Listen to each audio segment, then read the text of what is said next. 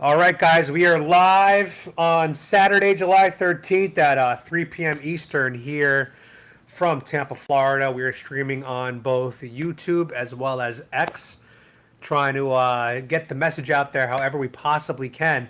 And today I am joined by a guest named Chad Robert Stewart. Chad, welcome to my show. It's great to meet you. Thank you, Adam. Great to be on. Awesome. So, Chad, I'd love if you wanted to just give a quick overview about what you're all about and what the Britfield stuff in the background is. Sure. Originally from Newport Beach, California. Awesome. Was back east for about 16 years. Did my undergraduate in British literature, European history. And then I was got into investment banking. And was really kind of bored. Wasn't good fit for me. And eventually had the idea for Britfield and Lost Crown, which was book one of the 7-book series. And at the time, I didn't realize it was out in children's and young adult fiction. And I remember going to a Barnes and Noble and seeing, what was on the shelves: witchcraft, occultism, demigods, superheroes, vampires, occultism. I mean, everything, but really kind of fun, family-focused entertainment. And so I sat down. I spent 4 years, 2,500 hours to produce Britfield and Lost Crown Book 1, and officially launched in August 2019. And so from that concept and idea, and then 4 years of writing it to launching it, it took about 10 years, 10 years of focus, 10 years of dedication, building the team, raising funds, because this was a huge undertaking, huge endeavor, and eventually launched in August 2019. And when we did that, we started a national school tour, and I ended up driving 9,000 miles, visited 23 states, presented to over 200 schools to more than 40,000 students. And so it was very interesting. I was doing it obviously as a grassroots, launched the book series, but I really was curious to get a feel of America, right? Where I do a lot of research. I've been waking up and really relearning history for the last 12 years. Awesome. And so I just wanted to get boots on the ground and see what it was like out there. It was very interesting. And talking with teachers, talking with librarians, seeing the students. I mean, thousands and thousands of students. We do book signings, and as they're like lined up coming through, I'm just asking them, what's your favorite subject? How often do you read? Do you like reading? What types of things are you reading? Do you like the ebook? Do you like paperback? And so it really was a good way to get a gauge of sort of America, the educational system, specifically in the elementary and middle school, and to see what was out there and what was influencing kids and stuff. And so since then, we've really kind of built what I'd call as a media empire around the Britfield series. Since the launch, book one, Britfield Lost Crown, has become a bestseller. It's up in the top 1% of all books ever published within the same time frame. It's one of the most awarded books in children's fiction. And our youngest reader is 7. Our oldest reader is 93, and 55% of our reading audience are adults, which is interesting. Wow. And it's now really become global. And I think what's great and unique about the series, and we can talk a lot about this, is number one, it's based in current time, real time. And I think that's really important because you got so many of these fantasy books out there, movies, television, and it's all post-apocalyptic, it's all distant or utopia.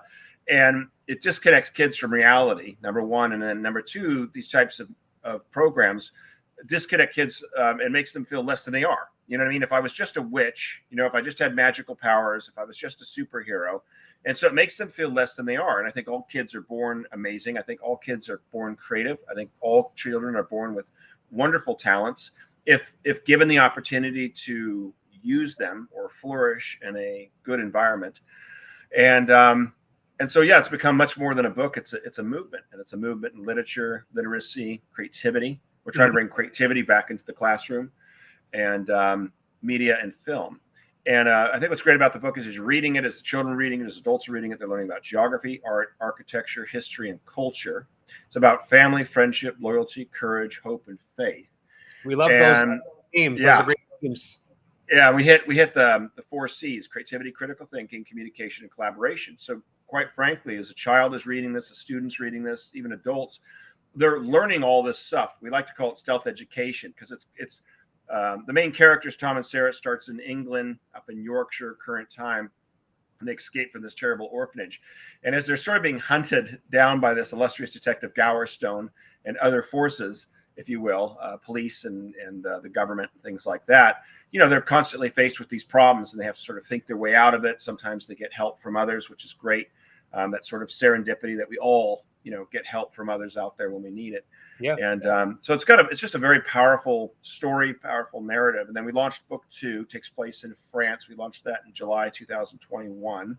And then we launched book, which is Britfield and Rise of the Lion, 474 pages. We launched book 3, Britfield and Return to the Prince, in September 2022. That takes place in Italy. And now Tom and Sarah are 14 years old. That's 575 pages. And we're getting ready to launch book 4, Britfield and the Eastern Empire. And Tom and Sarah, the main characters, are now 15. And so the series will travel around the world. It's a continued narrative. But what happens is, like every book, it's like a year later, it's 6 months later. Sometimes they got caught and they're like in something, or they're stuck somewhere and it's like a year later. So it helps age them along. And we really drift into that, from that middle school into that young adult sort of arena. Book 5 will be in Asia, book 6 will be in South America, and then book 7 will be back in the United States. So let me ask you a question. So yeah, do you travel to these places when you write the books? I've traveled to most of all the places I write about. I lived off and on in England for about 2 years. And so you don't have to as a writer, but I think it really brings that love and that authenticity to the story. And I think three of the comments that we received from pretty much around the world from people that have read it is, number 1, it feels like you're there. Number 2, it feels like you're in a movie. And number 3, it feels very authentic. And I think I bring that authenticity to it. And so, like, you know, when they're in London, they crash in Hyde Park in the Serpentine Lake, and it's a real place. And I've been there, and you can go there and you can visit it. And they walk along Bond Street. They have lunch and tea at the Brown Hotel in Mayfair. Real place. It's really there. They spend the night at the Duke's Hotel in St. James. It's really there. You can visit it.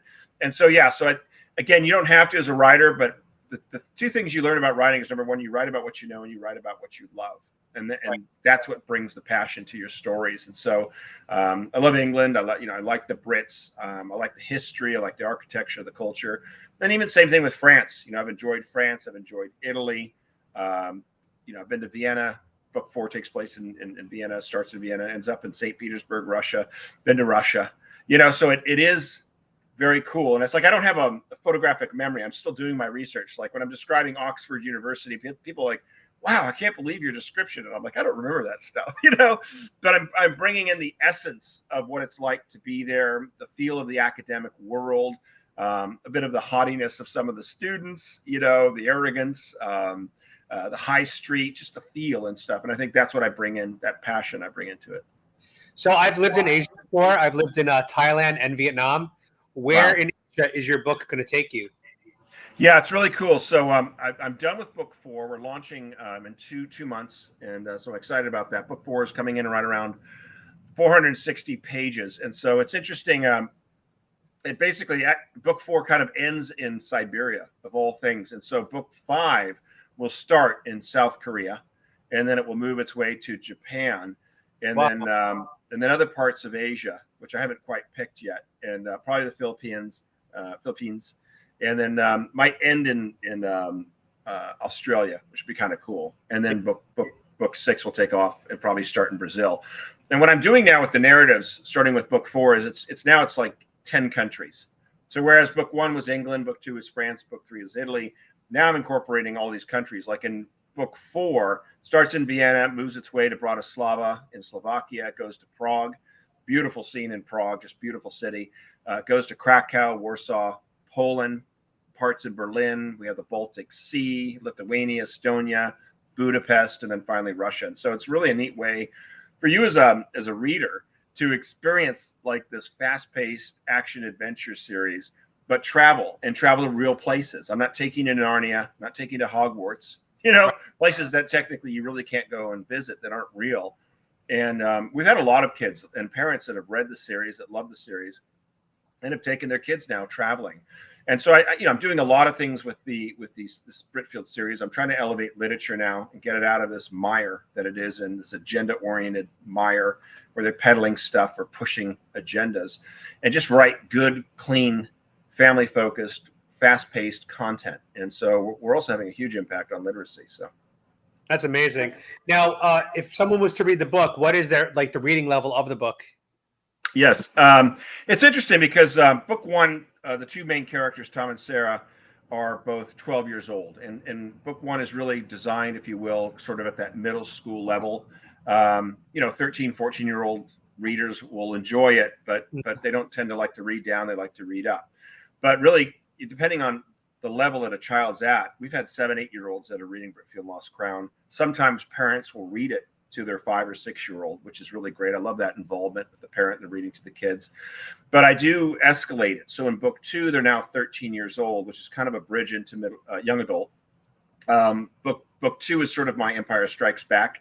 It's very intense, gets a little bit darker, a lot more at risk now. Stakes are higher. And then you get to book 3, which is sort of the crescendo of the trilogy, 3-book series of a 7-book series.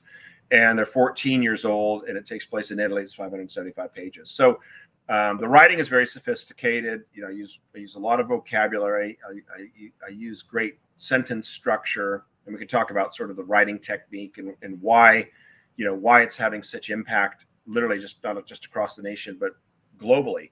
But it really is, you're fighting the good fight, doing your podcast and getting the message out, getting the truth out.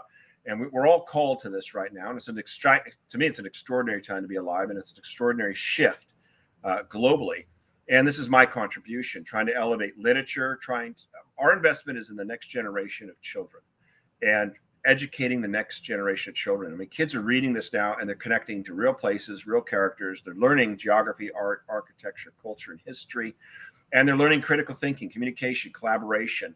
And, Tom and Sarah just balance each other, and people that they meet along the ways. They have strengths and they have weaknesses, fears that they overcome, things like that. So, how did you write your first book? Like, how did you publish it? Did you go through a publisher, or did you self-publish? Yeah, I was traditionally published as a nonfiction writer, and we had, and I have a wonderful, actually 2 literary agents. I got a literary agent in New York and another one in France. And the one in France, Laurie, deals with international rights. And but for the Britfield series, and you can appreciate this, we knew that we needed to control the content. We needed complete creative control. And so what we've done is we really built our own publishing house to the tune of about $2.5 million in 5 years. Wow. And we've now really built a media empire that would rival pretty much most of even the big publishers out there. I mean, we've got a database of 1.4 million contacts, specifically in media, education, libraries, you name it, bookstores, retail. We just launched in Britain 3 weeks ago with a distributor. So now the Britfield series is rolling out across Britain.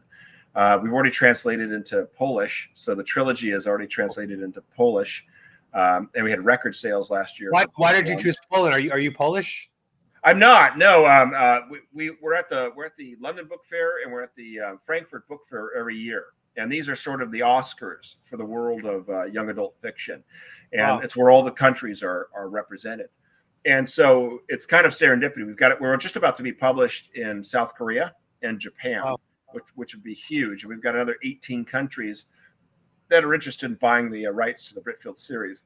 It's amazing. And so I'm saying all that to say that it's just like, it's big time. It's very intense. It's fantastic.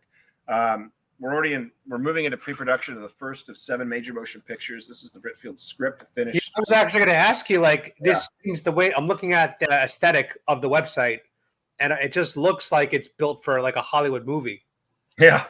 From day one, I'll be honest, who doesn't love films, right? And it's like, and I come from a film background, movie background, script writing background.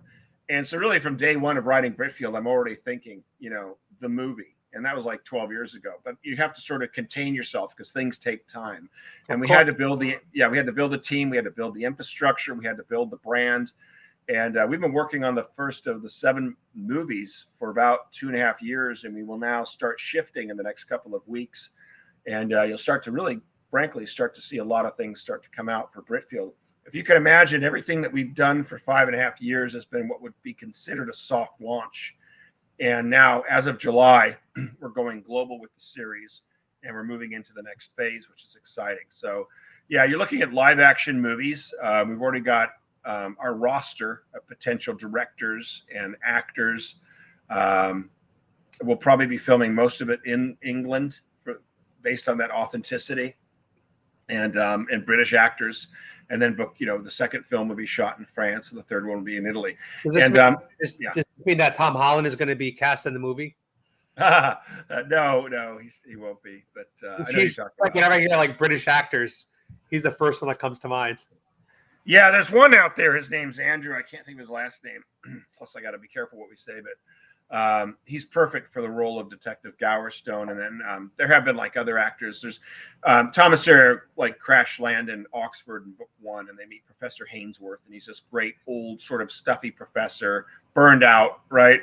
Been dying for a vacation, doesn't have time for these kids, but eventually takes sort of pity on them and decides to help them get to London, kind of escape the police that are chasing them and get to London. And so that's a great role. I was kind of thinking of like Peter O'Toole, the great British actor. Obviously, he's since passed, or John Gielgud. Think of the movie Arthur, but he has since passed. But that's a great role. Those are some of those classic British actors that you'd recognize, especially in the older roles.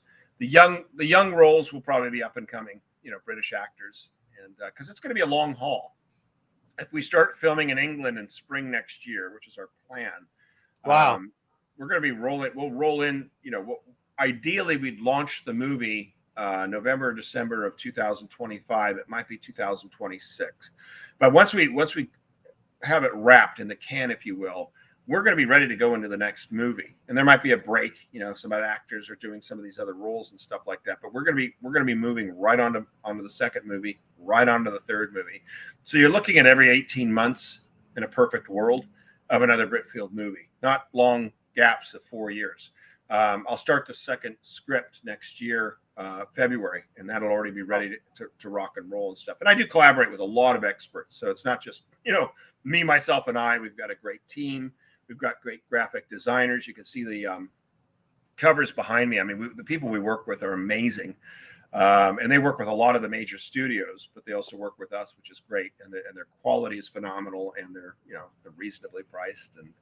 And so, yeah. So I know your books are pretty long. Some of them are about 500 pages. These seem like pretty dense books. How do you convert that much story into a movie script that's usually about 2 hours? Yeah, it's hard. Like the first movie, so book 1, Britfield Lost Ground, that's 384 pages.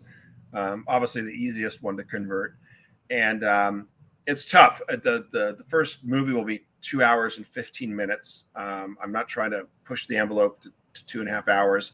We'll see what it comes into. It might come in at 2:10. It is hard, but the one thing that you have to keep in mind with page count versus script count is it's different. And when you're reading a book, you have a lot of description. You might have like a couple paragraphs of description and stuff like that. On the screen, it's 1 second, right? If you're coming into Weatherly and you see the opening shot, what I would spend a page describing, you're seeing within a second. So you kind of keep. You don't need description. Yeah, because you're seeing it, and so yeah. So that's part of it. Some of it was like, it's always hard. There's going to be stuff you have to cut, and so it was hard. And so like the first script was difficult. We translated Britfield Lost Crown into a theatrical play a couple of years ago, specifically for elementary and middle schools, and try to bring back great content to the theater programs. And so I took that task on, and it took me about 18 months. So I took the 474 page and turned it into a 2-act, 90-minute script for theater, and very different at that age range. But what it did is it gave me the basis for the script, and then we could add like another 50 pages to the script because it was a film and it was bigger and stuff. And so I already had to kind of go through that and say, what's the absolute essential things you need in every movie to tell the story and not lose anything. And so book 2 or the second film will be a little bit tricky, and you have to be kind of clever. Like what can you consolidate? What can you get rid of? Because the thing is too, I'm very concise in my writing. I don't waste words, and I think that's what makes the script so engaging. That's why I've had 12-year-olds that have read book 1 in 5 hours. That's why I've had like adults that have read this series like in a weekend. And it's not because it's simple writing; it's the way that it's written. I don't waste words. I don't go on with description. Just to give you an idea, I just went through my first paper edit for book 4. And it was tight. So I had, book 4 was coming in like right around 475 pages, tight from start to finish. I spent 4 months just laying the outline, I didn't waste words. Came through on my first paper edit. That's where you're printing it out and editing it after you've done it on the computer. And I got rid of 15 pages of words, sentences that weren't needed. And all that did is just tighten it up. And so, I mean, I'm editing now. I'm doing my final edit for book 4 right now. And I'm like, do I need that word? I mean, literally, I'll sit there and I'll say, do I need that one word, that one descriptive word quickly? Wow. You know? And so I do stuff like that because when you're reading it, you just don't get stuck on that stuff. Does that make sense? Yeah. I call it barbed wire or speed bumps. And I think most authors do that. You've got this story and you're reading along, and then all of a sudden he's got this paragraph describing what the room looks like. And you're like, who cares? It's like, it has nothing to do with the story. If you're walking into a beautiful palace, yeah, you could spend a paragraph and describe the golden walls and the chandeliers and stuff like that. But authors just do that all the time. I don't know why they do it. I think they have 100 pages of content and then 200 pages of description so they can have a 300-page book, and it just makes it dull and it doesn't read. And the greatest compliment I'm getting from the Britfield series is that kids finish it, you know, or kids will finish it in a weekend, or kids will get busted. Parents are telling them no more reading, lights out. And I just love that. Like, you know, like it's 10 o'clock, lights out. You can read more tomorrow. And the kids are getting busted because they're like, you know, with a flashlight reading the next chapter. And so it's that style of writing. I don't waste words. I start on the action. I end on the action. It's based on the 3-act structure. I come from a script reading background. So it's vivid and descriptive, but not over descriptive, if that makes sense. Let me ask you a question without you revealing anything that'll go against, I guess, your NDAs with the movie.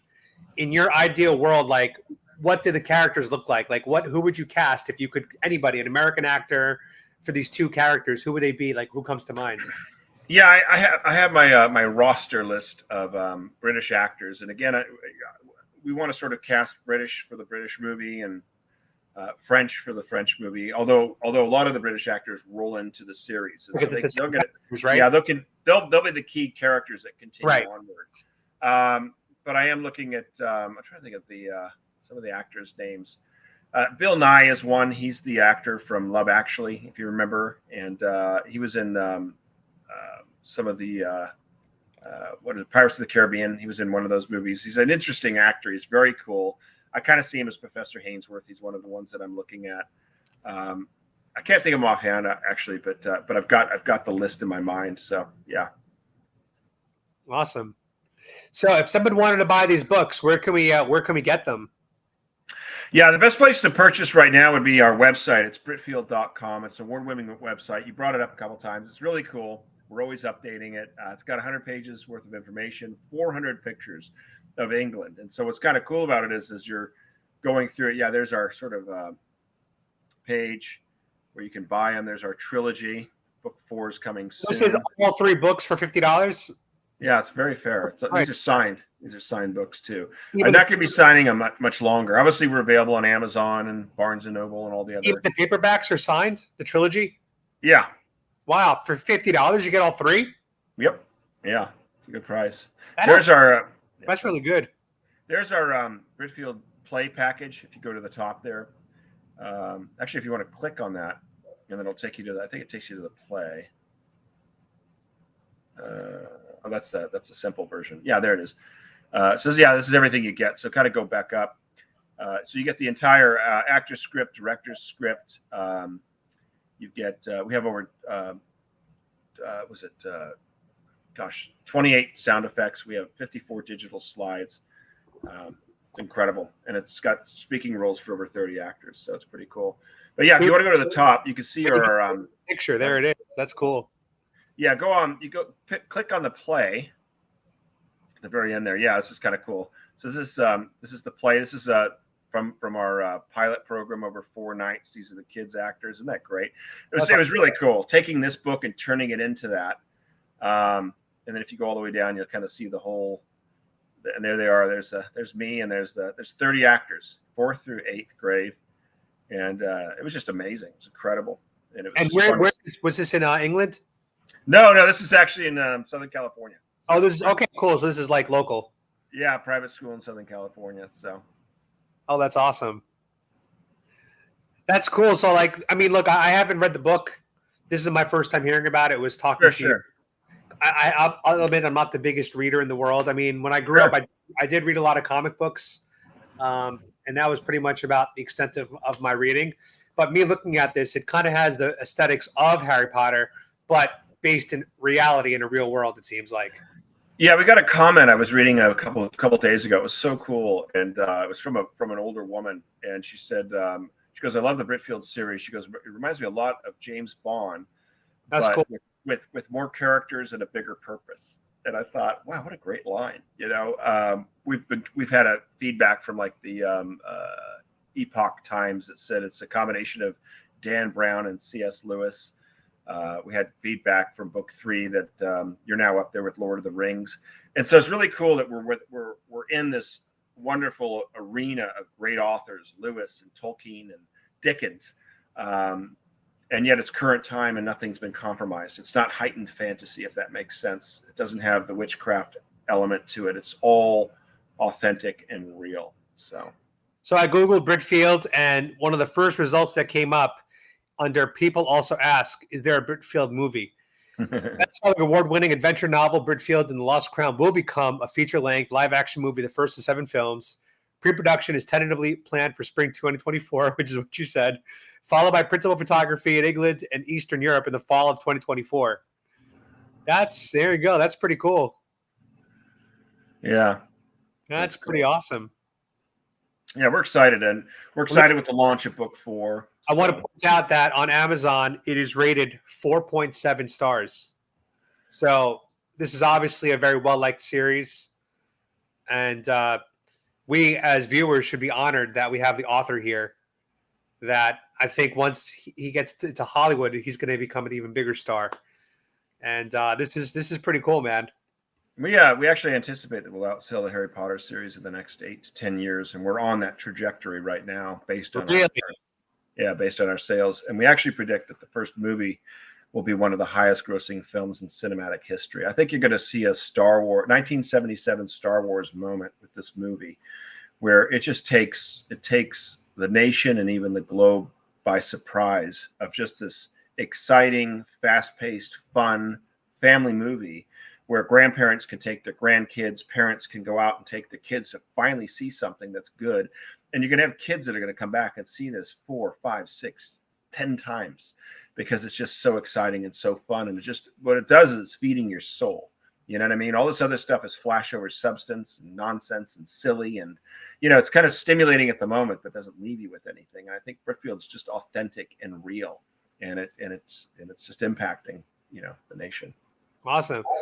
Well, I'm gonna tell you this. I'm gonna order a copy because give me your address and I'll send you a signed copy. I have no problem sending you a signed sweet. copy. Thank you. Yeah, you'll have fun reading it. Really, like I said, half of our audience are adults, and it's something that's just like at night when you're like done with your day, or you're getting ready to go to bed, and you just want to chill out and read something where you don't have to think. You know what I mean? Like you don't have to like be studying for tomorrow or something like that, and you just want to like lose yourself in a fun story. This is really great for that, even for 15 minutes or 30 minutes and stuff. And, or, on a weekend, and you can just sit there and read and just have fun. And believe me, it'll suck you in. And even the most novice readers, are pulled into it because of the way that it's written and its style, and that it's fun and is exciting. So that's cool. Well, I want to do something fun for my audience right now, guys. So for everyone watching, what we'll do is we're going to do a quick little raffle mini game. And I want to send them the paperback trilogy from your website. Oh, okay. So guys, we're gonna do a quick raffle. I put a number. If you actually check the chat, don't say the number out loud. I actually sent you the number, Chad.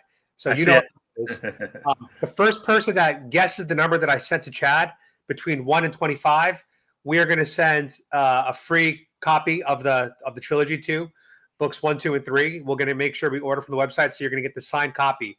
Which, if when this movie does come out and becomes a global sensation, that might be worth something to have signed copies from Chad, especially because he said he's not going to be, signing the books too much longer.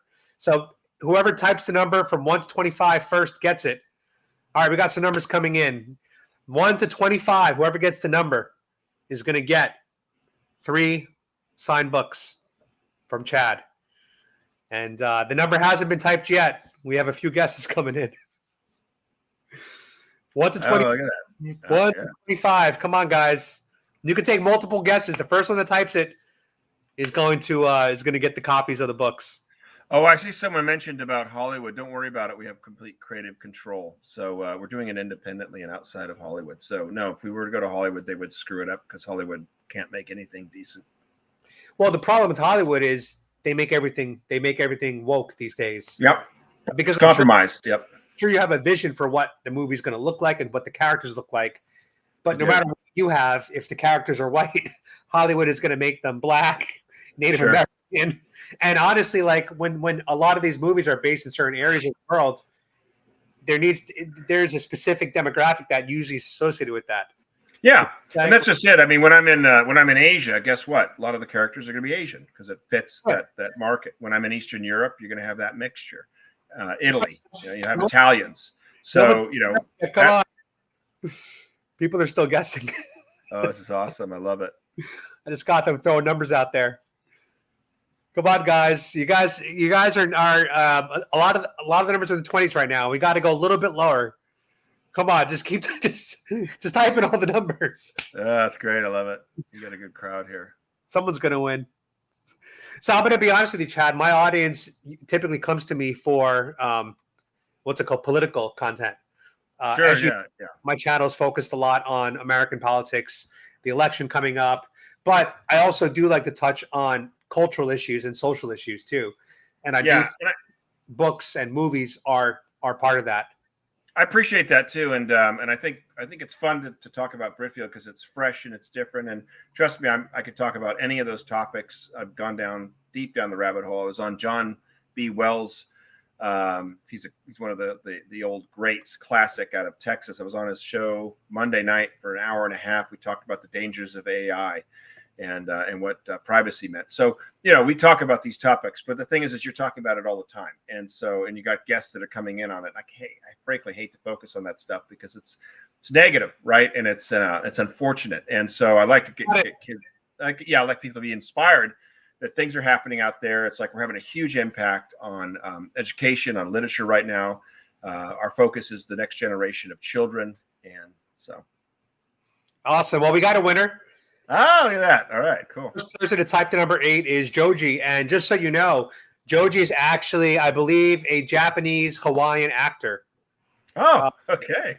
Fitting. So in your Asian movie, which I guess will be 6 years from now, because that's book 5 or 6. If you ever need, I don't know how old Joji is. I think he might be around my age. I'm not really sure. But I guess keep him in mind if you're looking for an Asian guy. I could introduce you to him and send you, I guess, I don't know what you guys do. Your headshots, resumes. I don't know how Hollywood works. At some point, yeah, it's a whole other. That's down the road. But well, cool. So let me know what I need to do, and I'll order it myself. I'll okay. order it. Since you're going to send me the copies. Okay. I'll go and support you by sending. I appreciate it. Fans some copies for the Cool. signed. And I think I'm friends with Joji on Facebook and everything, so I'll be able to get his address very easily. Okay, cool. Yeah, he'll love it. It's fun. Well, it's interesting because you're talking about what's happening right now, and the Britfield series actually dives into all of that. We didn't have a chance to really talk about it, but book 2 is like off the reservation. It's very intense. We get into the committee, secret societies, bloodlines. We talk about all that stuff. When book 2 came out in July 2021, I was getting feedback from people, and they said, "What are you, prophetic?" Because it was just like so spot on with what was happening right now. Book 4, we talk about AI, quantum mechanics, quantum computers, quantum encryption.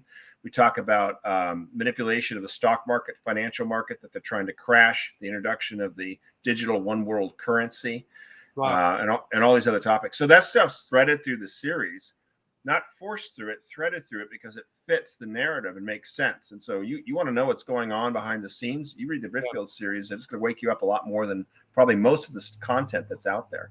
That's cool. Yeah. Traveling Dude says, does Chad plan to have all the Britfield movies only filmed in England or anywhere else? Oh, no. Yeah, book 1, the first movie will be filmed in England. The second movie will be filmed in France. Now, the way that movies work is it's like, we won't be there the whole time, but I would like to shoot as much as I can, at least exterior, in France for the reasons of authenticity. And that's something that's personal with me. In today's films, what you have is you have an opening shot of London, and then really the next shot is shot on a studio on a cobblestone street with buildings. The movie this recent movie with Napoleon, that big blockbuster Napoleon movie, it was like $200 million movie. That was shot in England. I read that. I'm like, really? Like, he didn't shoot that in France? And it's like, movies don't always do that, but I want to try to stay authentic to it. And so, like in the third movie, I want to shoot some scenes in Italy, because I just think it'd be awesome. It'd be great to be there. Be fun. It's fun for the country. It's good for tourism. It's like, hey, the movie was shot here and stuff. And then, all the interior shots is going to be in a studio because it's just easier to control. There's a great scene in book 1 at Windsor Castle, but of course we're not going to be filming inside Windsor Castle. And it's not even the fact that we could film inside Windsor Castle. It's too difficult, the way that the walls are and the ceilings and stuff. So that's why you want the studios. You'll recreate the scenes, and then you can move a wall to get the camera here, or above you, you'll never see the ceiling or all the lights, and then so it's That's awesome. Well, this sounds really exciting, and I'm definitely happy that we connected. I'm excited to read these books. I'm not a big reader, but now that I met you and you've described, that it has a lot of these relevant themes, that affects our real world every day that we talk about a lot. You're gonna read book 2, and you're gonna go, whoa. It's just like, wow. I mean, book 1's good and it's fun. It kind of introduces the series, and it's got some stuff and some threads about the Queen and royalty and all that kind of stuff. But you get into book 2, and then you get into book 3, and it's just like, wow. It's cool. Like it's not only just taken off of current stuff on things you cover, not mainstream. Mainstream's dead. You're the real media. But it's stuff that, like I've said, I've been researching for 12 years. So it's stuff that's not even out there that quite frankly, most people don't even know, even that follow the alt stuff. So cool. Well, guys, if you want to see more about Britfield, let me actually pull up your website just so that everyone could see it again. It's Britfield.com, right? Yes. Yeah, it's cool too. If you want to go to if you go to the tour, click the tour just for fun. Yeah. And then go down a little bit, and you can see this is our national tour. All the different schools, impact. Cool. You're on TV over here, right? Oh, I've done over 300 interviews nationally, globally. Wow. Radio, podcast, yeah. And how many? Are you able to share like an estimate of how many copies you've sold of these books? Yeah, it's sort of interior, but it's in the top 1% of all books ever published within the same time frame. And wow. Actually have already outsold the first 3 James Bond books by Ian Fleming in the same time frame, the first 3 Dan Brown books within the same time frame, and even one of my favorite authors, Roald Dahl, his Charlie and the Chocolate Factory and James the Giant Peach, we've already outsold those within the same time frame of being released and stuff. So, wow. And it's interesting too. It's always the movie that gives it the kick. And really, if you look at a movie really what a movie is $100 million marketing campaign, because that's what it is, right? And believe it or not, the first James Bond book to the first movie with Sean Connery was 10 years, and then it was after that the series really started to kick in. And so, wow, that's cool. Well, Chad, is there anything else you want to share with my audience on the stream? Yeah, just thanks for joining and support us. Get the word out. I mean, these books are great presents. It's great summer reading for kids, for adults, for grandkids, for students, for anything. They're really good, fun, family focused, entertaining, educating books. And I don't think there's anything like it on the market. So we appreciate your support. Follow us on our social media. Get the word out. Bring Britfield into your school. And these are great for homeschool. So if you're homeschooling your kids, this is perfect. If you're homeschooling groups, and the theater project is wonderful. And what you get with that package is you get some of my time and professional theater director to work with the school to help put it on. And so that won't last too much longer. Yeah. Awesome. Well, Chad, cool. I appreciate you for coming on my podcast, spending some time with us. I'm excited to get the books. I'm also excited to send a copy out to Joji, the winner of today's spontaneous raffle. That's cool. I like you're that. Welcome to come back on my podcast whenever you want. And if you need a Mexican Native American extra in your movie, I will volunteer as tribute. Yeah, I mean, it's like cool scene all of a sudden, like right in the background, you're like walking across with the hat, I'm in. Whatever. Whatever. Awesome. Chad, appreciate you so much. Thank you so much. All right. Thank you. Privileged to be on your show. I really appreciate your support. Awesome. Thank you. Have a great day. You too. All right, guys, that was Chad Robert Stewart, and this was my first time hearing about Britfield. Obviously, I don't have any kids right now in my life. I'm a little out of the loop when it comes to reading, but I got to say, he definitely made a really awesome, compelling case for me to actually get the books and read for the first time in years. So I'm excited to read these books. I appreciate all you guys in the chat that were participating. These videos, these podcasts are always more fun and entertaining when audiences get involved and ask questions and interact with the guests and me as the host. So I really appreciate you guys being here. And I am currently working on a new video for you guys here in Tampa, Florida. I'm doing a video where I'm just wearing my MAGA hat everywhere and then just filming what I'm doing, and definitely getting some really good interaction so far. We had some good interactions last night here in Tampa. And yeah, I'll be bringing you guys some new content probably tomorrow for Sunday Fun Day. I'm going to go film more later today with my dogs, my newborns. And yeah, we're going to have a good time. All right, guys. Great seeing all you guys today. Make sure you like, comment, share, subscribe. Click the bell to get notified. And if you want to support my channel, GiveSingo.com/Adam Francisco. I'm the only man fighting a terminal illness while still fighting for this country, the Constitution, and our boy, Donald J. Trump. All right, guys. I will see you tomorrow. And as always, God bless Trump.